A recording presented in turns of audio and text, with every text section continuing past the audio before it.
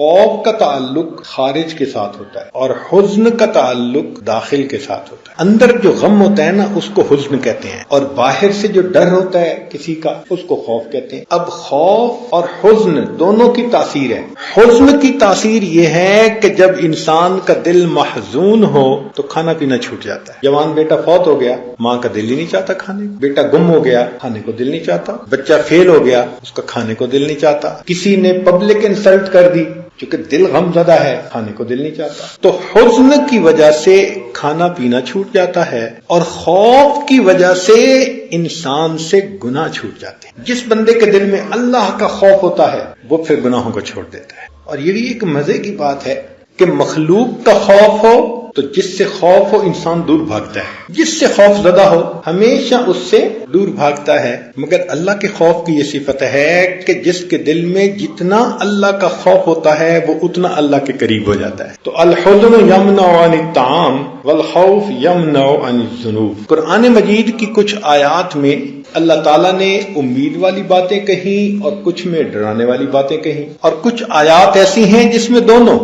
مثال کے طور پر نبی عبادی انی انا الغفور الرحیم، یہ امید. اور آگے فرمایا وَأَنَّ عَذَابِي هُوَ الْعَذَابُ الْأَلِيمُ. ایک ہی آیت کے اندر امید بھی ہے اور خوف بھی ہے. يَدْعُونَ رَبَّهُمْ خَوْفًا وَطَمْعًا، ایک ہی آیت کے اندر خوف اور امید دونوں کا تذکرہ ہے. تو اللہ رب العزت چاہتے ہیں کہ میرا بندہ جس حال میں ہو یا تو اس پر خوف غالب ہو یا اس کے اوپر امید غالب ہو. بس ایمان ان دونوں کیفیتوں کے درمیان پوری زندگی یہی حالت رہتی ہے. نہ خوف اتنا کہ انسان مایوس ہو جائے اس لیے کہ مایوسی کفر ہے، اور نہ امید اتنی کہ انسان بے عمل ہو جائے. تو دونوں کا ہونا ضروری. ہاں، بنی اسرائیل کا ایک آدمی تھا جو لوگوں کو بہت ڈراتا تھا اور مایوس کرتا تھا. رویہ ان رجلا من بنی اسرائیل کان یقنط الناس ویشدد علیہم، ان کو مایوس کرتا تھا اور سختی کرتا تھا.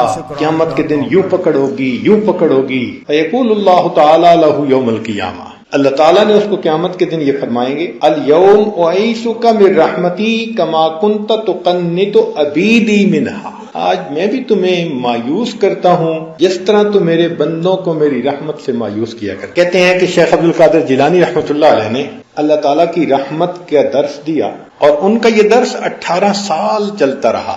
18 سال کے بعد ایک مرتبہ انہوں نے خوف کی آیت پڑھی اور ایسا بیان کیا کہ رو رو کے لوگوں کی آنکھیں سوج گئیں، بے ہوش ہو گئے، حتیٰ کہ کچھ لوگوں کے جنازے اٹھے. دل پہ اتنا اللہ کا خوف آیا. اللہ رب العزت نے الہام فرمایا میرے پیارے میرے بندوں کے سامنے میرے خوف کا تذکرہ کرتا ہے. تو عرض کیا اللہ میں نے 18 سال تیری رحمت کا تذکرہ کیا. تو الہام ہوا کیا 18 سال میں میری رحمت ختم ہو گئی تھی؟ کیا 18 سال میں میری رحمت ختم ہو گئی تھی؟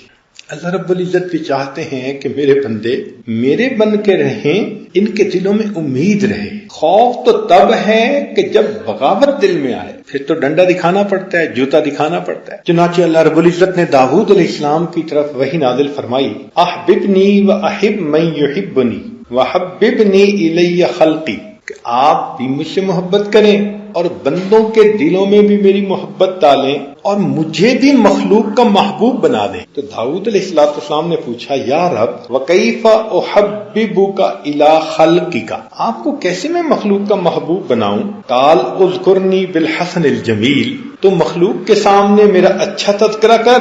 اذکر آلائی و احسانی واذکرہم ذالک فانہم لا یعرفون منی الا الجمیل، اور احسان میرے رحمتوں کا تذکرہ کرو کہ میرے بندوں کو میری طرف سے اچھائی کے سوا اور کچھ بھی نہ پہنچے. یقین ہو جائے کہ اللہ بہت اچھے ہیں، مجھ سے محبت کریں گے. تو ہمیں اللہ تعالیٰ کی رحمت کا بھی خوب تذکرہ کرنا چاہیے. پروردگار بہت کریم ہے.